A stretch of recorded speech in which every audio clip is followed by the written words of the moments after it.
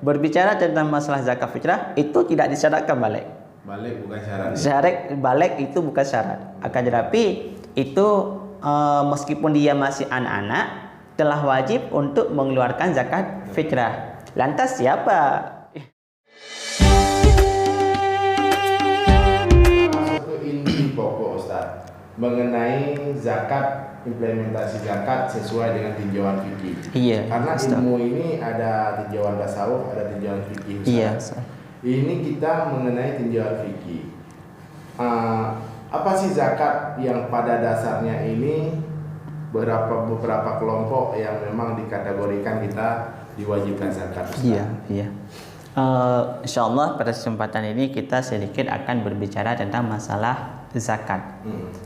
Kalau kita bicara masalah zakat adalah suatu harta yang khusus kemudian yang dikeluarkan kepada pihak-pihak tertentu yang terkhusus di saat dia telah mencakupi takaran yang terkhusus. Itu secara umum pengertian daripada zakat. Kemudian kalau kita berbicara masalah zakat, kenapa itu tergerak sore ini kita sedikit untuk berbicara tentang masalah zakat? Karena kita ketahui bahwasanya pada hari ini kita berada pada bulan Ramadan, hampir daripada bulan Ramadan. Jadi ada suatu kewajiban lagi yang harus kita tunaikan di penghujung daripada Ramadan adalah masalah zakat, yaitu zakat fitrah. Jadi pokok intinya nantinya situ tujuan kita di situ membahasnya, ya.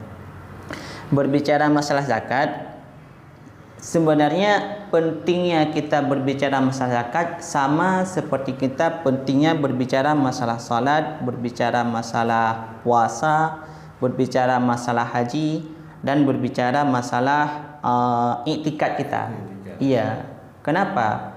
Dikarenakan zakat juga merupakan salah satu pondasi daripada Islam. Itu harus kita garis bawahi. Sebagaimana kita ketahui bahwasanya Buniyal Islam ala khamsin, yaitu Islam itu terbangun di atas 5 pondasi. Yang pertama mengucap 2 kalimat syahadat, asyhadu an la ilaha illallah wa asyhadu anna muhammadur rasulullah.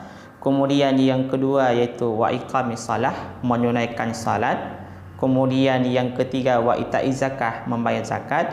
Kemudian yang keempat yaitu wasaumu Ramadan. Kemudian yang kelima adalah naik haji ke Baitullah. Makanya urgensi untuk berbicara tentang masalah zakat itu sama pentingnya daripada kita berbicara tentang masalah salat ataupun puasa saat ini yang lagi kita bicarakan selalu kan. Iya. Kemudian berbicara masalah zakat lagi, zakat adalah merupakan satu ibadah yang memang dia saling keterikatan dengan ibadah-ibadah yang lainnya. Maknanya gini, kadang-kadang ada satu ibadah, contohnya ada satu ibadah salat. Salat kadang-kadang kita kerjakan sempurna syarat, sempurna rukun, akan tetapi salat itu dikolaborasikan dengan ibadah-ibadah yang lain. Dalam artian oleh Allah Ta'ala baru menerima ibadah kita apabila kita berhasil mengkolaborasi ibadah salat dengan ibadah yang lain. Iya. Ada keterkaitan dengan ibadah tertentu lainnya ya. Iya, baru dianggap terima. Contohnya Ustaz? Iya, contohnya gini. Misalnya Allah Ta'ala mengkolaborasi antara salat dengan zakat sendiri. Allah Ta'ala berfirman yaitu wa iqamus salata wa ata'az zakata sehingga wa ata'uz zakata hingga akhirnya. Itu bagian daripada firman Allah. Allah memerintahkan kepada kita untuk mengerjakan salat terus untuk menunaikan kepada zakat. Dalam artian antara zakat dengan salat itu saling berkaitan keduanya. Itu yang pertama. Sama pentingnya ya. Sama pentingnya dalam kehidupan kita. Yang kedua, seperti Allah Ta'ala mengatakan wa ati Allah wa ati Rasul wa ulil amri minkum, yaitu kolaborasi antara taat kepada Allah dan taat kepada Rasul. Dalam artian kita baru dikategorikan sebagai hamba yang taat kepada Allah seandainya kita juga mau taat kepada Rasul. Seandainya kita cuma taat kepada Allah tapi mengabaikan kepada taat Rasul, itu belum sempurna juga. Belum sempurna.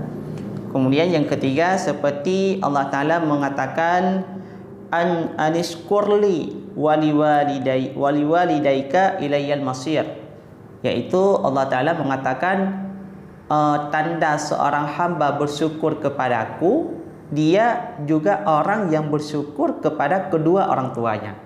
Mengkolaborasi. Berarti antara ibadah dengan Allah dengan ibadah dengan taat kepada kedua orang tua itu saling keterkaitan.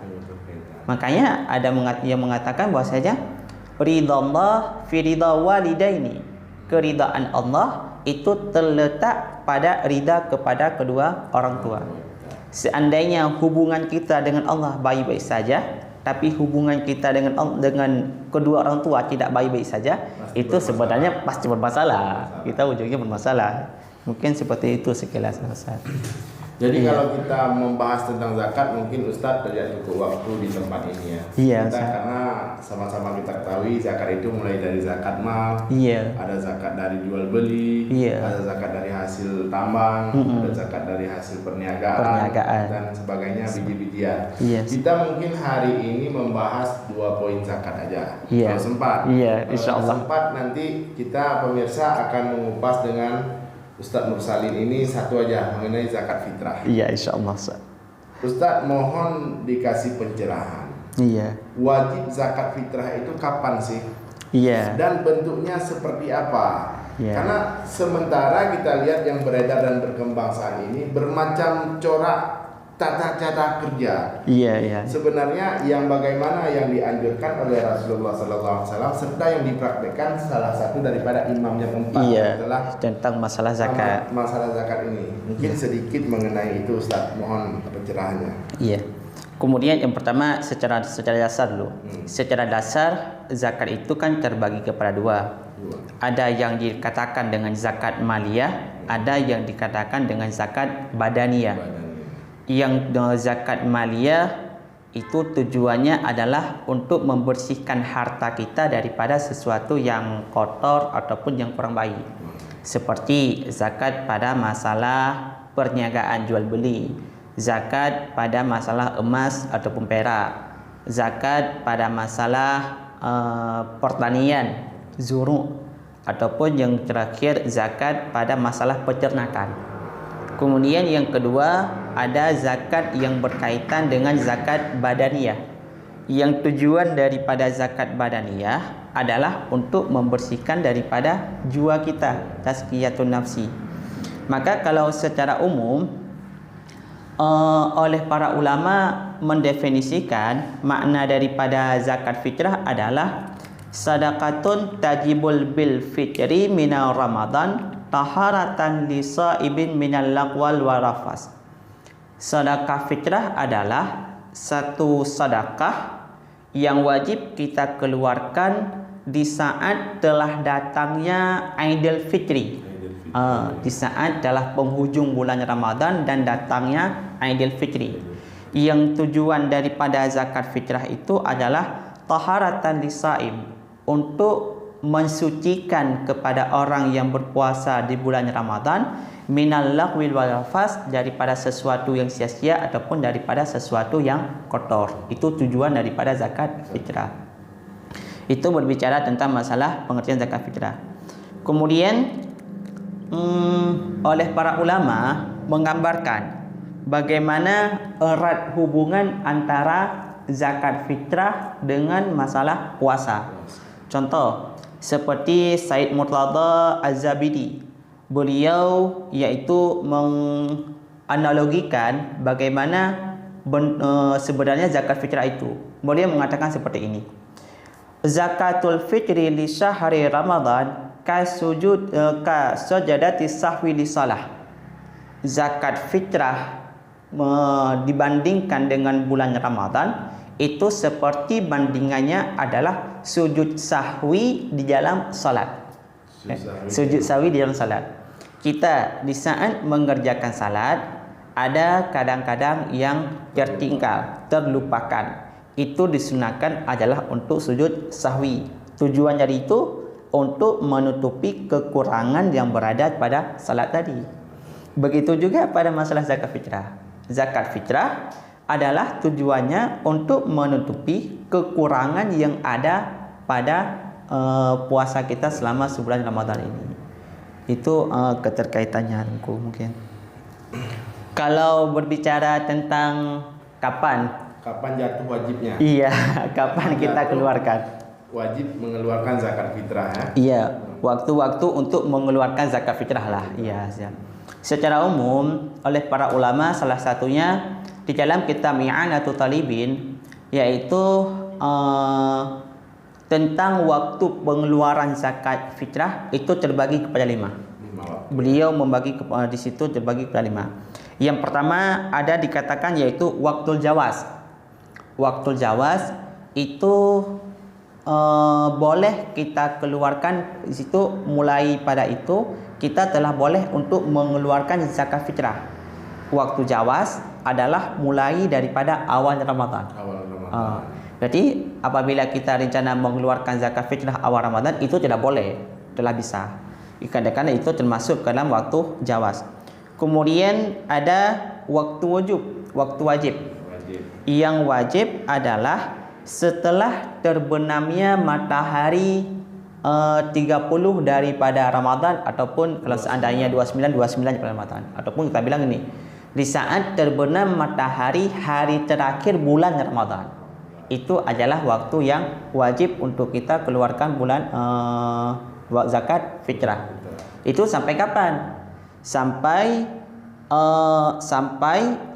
terbenamnya matahari pada hari raya pertama Idul Fitri. Dari 1 hari. Jadi 1 hari kalau waktunya. Mulai terbenam matahari malam, kemudian pagi hingga terbenam matahari. Itu masih dikategorikan sebagai waktu wajib. Dalam artian kita gini, kalau seandainya kita tidak sempat mengeluarkan zakat fitrah pada malam hari raya ataupun sore terakhir daripada bulan Ramadan, itu bisa kita keluarkan paginya. Juga bisa kita keluarkan sesudah salat daripada Idul Fitri. Juga bisa kita keluarkan yaitu sesudah daripada salat asar. Itu bisa paling telat berarti sebelum terbenamnya matahari hari raya pertama. Kemudian yang ketiga, waktu mengeluarkan zakat fitrah dikatakan yaitu waktu fadilah. Iya, kan ada seperti iya, banyak kelebihannya. Seperti kita salat juga. Salat kan ada juga.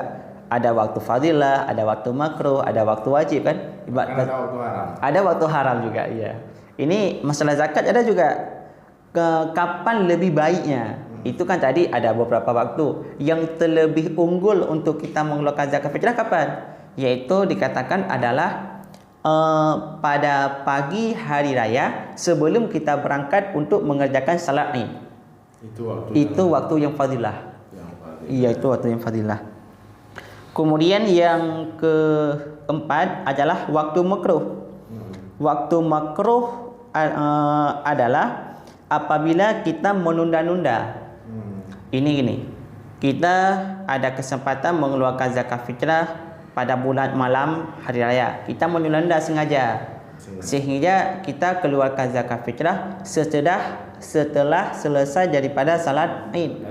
Ini meskipun itu waktu wajib, itu masih wajib kita keluarkan. Seandainya kita keluarkan di waktu itu, zakat kita diterima, dianggap sah. Tapi hukum daripada perbuatan kita adalah makruh. Kalau makruh itu banyak janjian pahala. Iya, banyak janjiannya pahala. Bonus daripada pahala kita tidak dapatkan lagi. Iya. Karena kan kecuali gini, baru tidak makruh. Seandainya di saat kita menunda untuk mengeluarkan zakat fitrah itu ada odor nggak apa-apa. Contohnya gini, odor. Kita memang ingin mengeluarkan zakat fitrah malam hari raya ataupun subuhnya kan itu fadilah itu. Kita tunggu subuhnya. Tiba-tiba si mustahik ataupun orang yang pengen kita kasih zakat fitrah dia tidak berada di tempat. Baru kita jumpa sama dia nanti siang hari raya, itu nggak apa-apa. Jadi tertegah bukan karena menunda ya? Iya, bukan karena kesengajaan. Yang memang tidak disengajai ya? Iya Ustaz. Mengenai waktu Ustaz ya? Ya, ada satu lagi Ustaz. Waktunya itu waktu haram. Haram. Yaitu haram adalah mentakhirkan zakat fitrah sehingga telah lewat hari raya yang pertama. Jadi Yaitu setelah terbenam hari matahari kita baru mengeluarkan zakat fitrah. Itu waktu mengeluarkan ya. Iya, Ustaz. Kalau waktu wajib kita kena hukum wajib itu di kapan, Ustaz? Iya. Nah, dia beda kan? Iya. Wajib mengeluarkan dengan kena hukum wajib kan berbeda ya. Iya, Ustaz, beda. Berbeda. Kapan kita kena wajib membayar zakat fitrah itu? Iya, kapan kita wajib untuk mengeluarkan zakat fitrah? Orang yang diwajibkan untuk mengeluarkan zakat fitrah adalah orang yang berhasil mendapatkan dua ujung. Kita bilang. Maknanya dia yang mendapatkan ujung daripada Ramadan dan awal daripada bulan Syawal. Dia orang itu yang berhak yang wajib untuk mengeluarkan zakat fitrah. Contoh, kita berhasil mendapatkan 30 daripada Ramadan, seandainya 30, dan awal daripada Syawal. Makanya seandainya gini, ada seorang anak lahir pas daripada malam hari raya.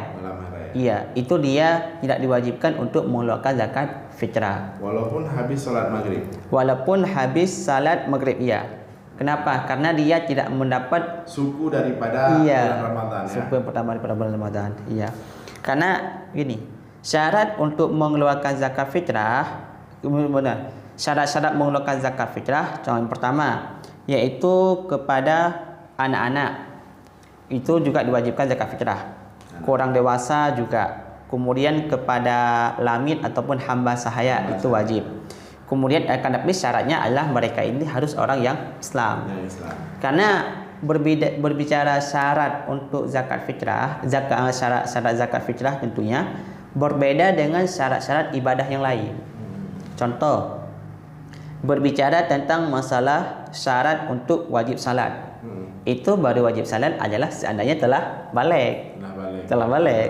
Berbicara tentang masalah wajib puasa. Wajib puasa apabila telah balik. Berbicara tentang masalah zakat fitrah itu tidak disyaratkan balik. Balik bukan syarat. Syarat balik itu bukan syarat. Akan tetapi itu meskipun dia masih anak-anak telah wajib untuk mengeluarkan zakat fitrah. Lantas siapa yang wajib? Kan kadang ini anak-anak kan tidak memiliki harta, kecuali kadang ada warisan dan pun sebagainya lah. Yang wajib mengeluarkan zakat fitrah adalah yang pertama diri pribadi kita sendiri. Yang kedua adalah kalau kita laki-laki ataupun kita seorang kepala keluarga, kepada orang yang wajib kita tanggung nafkah. Makanya ada kaidah yang mengatakan man wajabas alaihi nafkatuhu wajabat alaihi fitratuhu. Seseorang yang wajib menanggung nafkah kepada orang yang lain itu, maka terhadap orang yang wajib dia tanggung nafkah itu wajib juga untuk dia menanggung zakat fitrah kepadanya.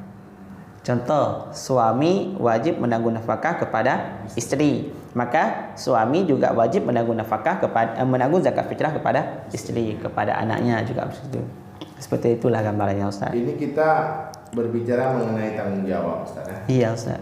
Yang berkenaan dengan tanggung jawab terhadap suami terhadap istri itu sudah pasti otomatis wajib nafkah. Iya. Apakah seorang pengusaha atau toki terhadap pekerjaannya itu wajib dia tanggung nafkah atau tidak, Ustaz? Iya, terhadap bos kepada karyawan. Iya, bos kepada karyawannya.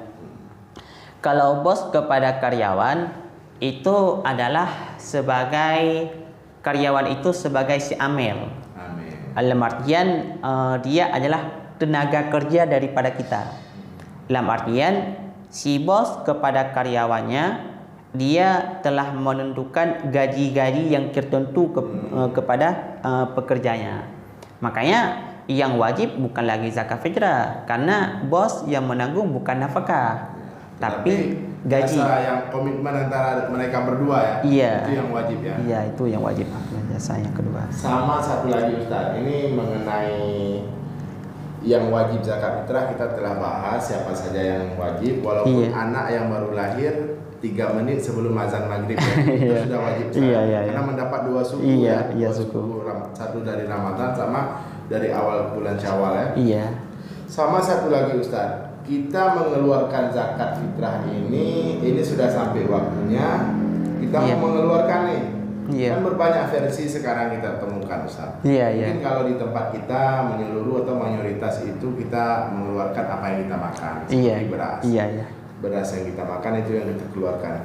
Akan tetapi di kota-kota besar yang saat kita berada sekarang Ustaz, ini berbagai variasi mengeluarkan zakat fitrah. Iya, iya. Ada yang dengan cara membawa beras, Iya, Ustaz. ada cara dengan membayar harga beras, Iya, Ustaz. dan ada juga yang sistem transfer. Transfer cara membayarnya. Ya, cara membayarnya tidak membawa uang tunai. Itu bagaimana di sisi tinjauan fikih? Apakah masih kategori dibolehkan atau memang makruh atau bahkan itu yang sangat dilarang atau bahkan jadi haram? Iya, ya, gini. Iya, terima kasih, Ustaz. Ini berbicara tentang masalah apa yang kita keluarkan untuk zakat fitrah. Iya. Berbicara pertama gini loh. Kita kembali kepada definisi daripada zakat fitrah itu.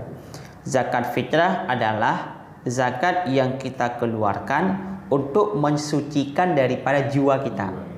Sama dengan kalau kita pengen mensucikan jiwa kita, yang kita keluarkan adalah apa yang selalu kita konsumsikan. Itu secara definisinya. Kemudian zakat fitrah yang wajib kita keluarkan adalah yang pertama yaitu qut. Qut itu adalah makanan pokok. Di dalam mazhab Syafi'i, makanan pokok pada masa itu pada masa Rasulullah adalah seperti tamar, anggur, kurma ataupun gandum, ataupun nanti ada yang makanan pokok yaitu jagung ataupun sebagainya. Sedangkan kalau kita lihat di dalam menyebutkan kriteria daripada makanan pokok itu beras tidak termasuk. Beras tidak termasuk. Kenapa?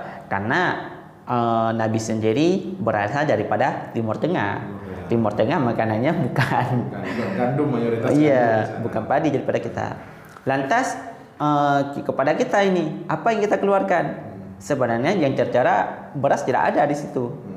Makanya oleh ulama daripada mazhab Syafi'iyah, beliau yaitu melakukan istinbat. Istinbat makna yu'ammimu bil khas, yaitu gini. Karena kan gini, di dalam menggali hukum daripada suatu hadis ataupun suatu ayat, di situ sangat membutuhkan kepada dinamika fikih. Iya, kita tidak boleh secara gamblang untuk mengambil pemahaman daripada ayat ataupun daripada satu hadis. Tetapi di situ harus ada dinamika fikihnya, ketentuan fikihnya, harus ada kaedah-kaedah bahasanya, kaedah-kaedahnya. Makanya salah satu situ di saat mengistimbat makna yu'ammimu, dikarenakan yang dikatakan adalah yang wajib zakat fitrah adalah qut, makanan pokok. Dikarenakan kita ini yang makanan pokok kita adalah beras, maka yang kita keluarkan zakat fitrah adalah tetap beras.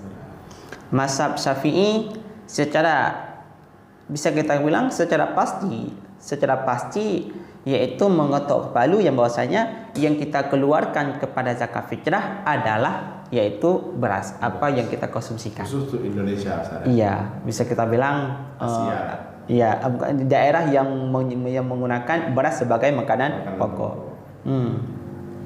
Berbicara tentang masalah mengeluarkan zakat fitrah dengan uang. Jangan transfer dulu, uang lah yang dua. Di antara saya tidak menyebutkan di antara 4 imam Syafi'i, Maliki, Hambali dan Hanafi emang ada satu imam yang membolehkan untuk mengeluarkan zakat fitrah dengan uang. Akan tetapi prakteknya adalah kita harus mengikuti daripada imam tersebut dengan secara totalitas. Maknanya gini, jangan sampai kita terjadi dusta di sini. Apa dustanya? Di saat kita ada sesuatu yang mudah, kita beranut kepada Syafi'i ataupun Syafi'iyah. Di saat ada sesuatu yang agak sukar menurut kita, padahal tidak sukar. Sukar menurut kita.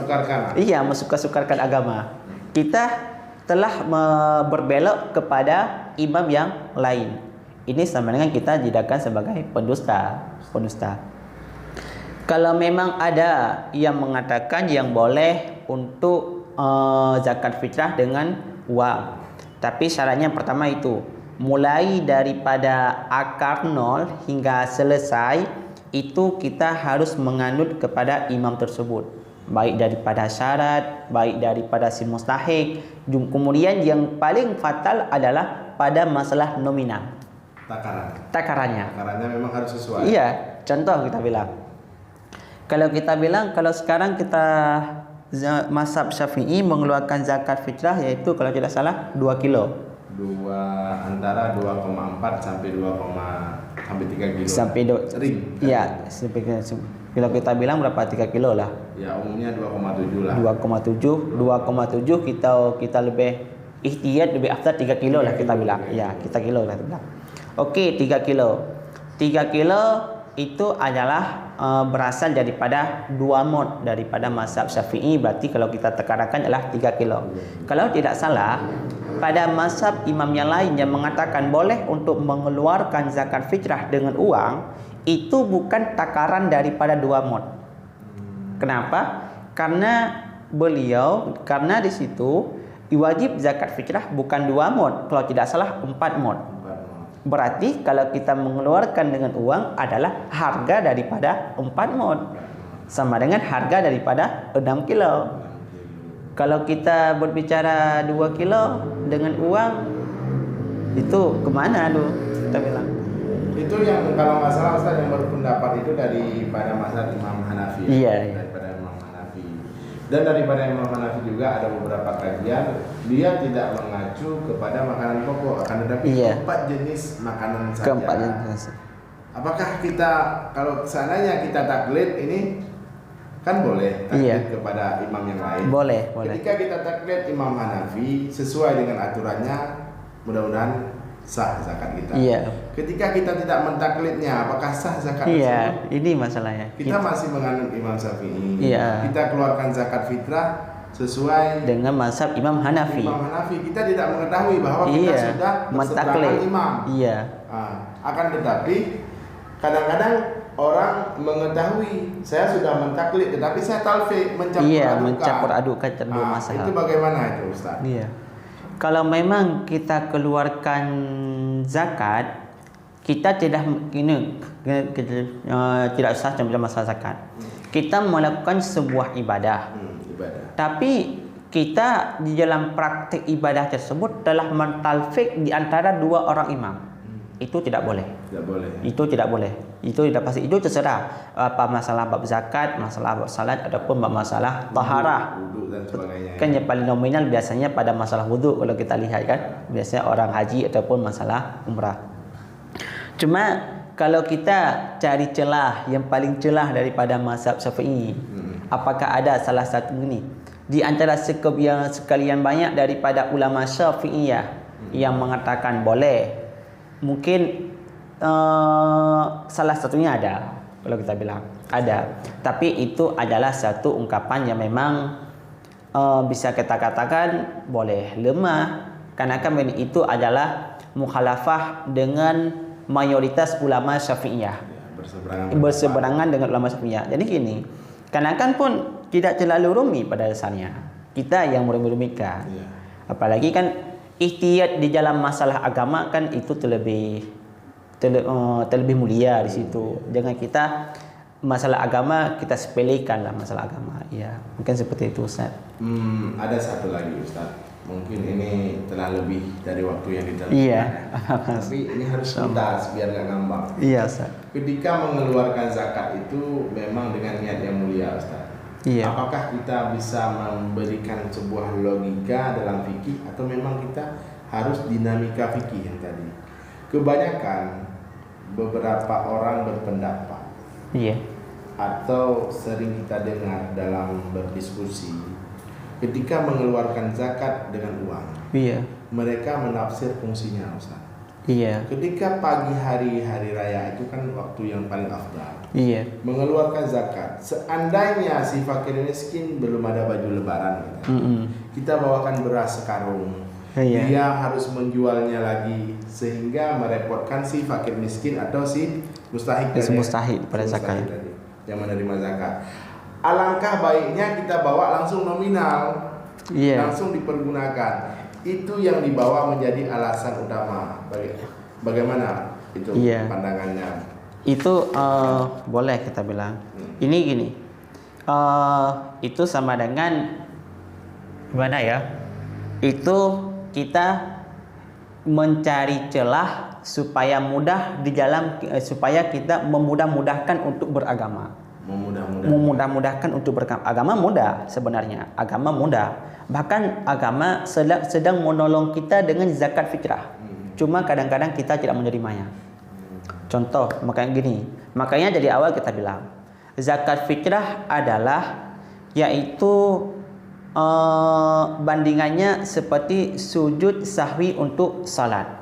Zakat fitrah adalah untuk menempel kekurangan yang pernah kita lakukan selama puasa.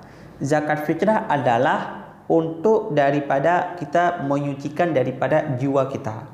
Itu di situ sudah terjawab, bosnya. Kita menyucikan sesuatu adalah dengan sesuatu yang pernah kita kotori. Iya kan? Kita pernah jiwa kita konsumsikan beras. Sama dengan kadang-kadang kita mengotori jiwa kita adalah dengan mengkonsumsikan sesuatu yang tidak halal, yang syubhat, yang makruh ataupun sebagainya. Maka cara kita untuk membersihkan itu adalah dengan beras juga. Jangan sampai gini, kita ada suatu tempat yang suci terkena kepada najis, kan? Sebenarnya kita ingin menyucikan najis itu, tahu-taunya bukan menyucikan, tapi malah menambah najis kepada tempat itu. Mungkin seperti itu, Ustaz. Berarti ada dua kesimpulan yang saya ambil mengenai yang mengeluarkan zakat fitrah. Yang pertama, Ustaz, antara pendapat kuat dan pendapat lemah. Ustaz. Jadi pemirsa, antara pendapat kuat dengan pendapat lemah ini kita bisa menganalogikan di sore hari ini dua jembatan yang sedang ada di depan kita. Yang satu itu jembatan beton, yang satu itu dibuat dari pohon bambu. Kalau yang beton itu sudah pasti pendapat yang kuat. Kalau yang jembatan bambu itu seandainya itu selamat, kita bisa melewatinya, alhamdulillah. Tapi seandainya roboh, kita sendiri yang menanggung akibat. Maka pada sore hari ini kesimpulan yang pertama yaitu adalah kita berhati-hati dalam beribadah ataupun kita utamakan memilih pendapat yang lebih kuat. Yang kedua, kalau seandainya atau tujuan membayar zakat fitrah ini untuk membersihkan jiwa kita, kenapa kita tidak melakukan dengan yang terbaik? Lakukanlah yang terbaik, karena yang terbaik itu pasti jauh lebih sempurna ketimbang yang kurang baik atau kurang pas menurut pandangan mayoritas ulama. Kita bukan menyalahi, akan tetapi lebih berhati-hati karena sesuatu yang kita lakukan tidak didasari oleh ilmu, pasti Allah akan menolaknya. Makanya yang awal-awal wajib atas seseorang itu yaitu menuntut ilmu. Ibadah tanpa ilmu Allah tidak menerimanya.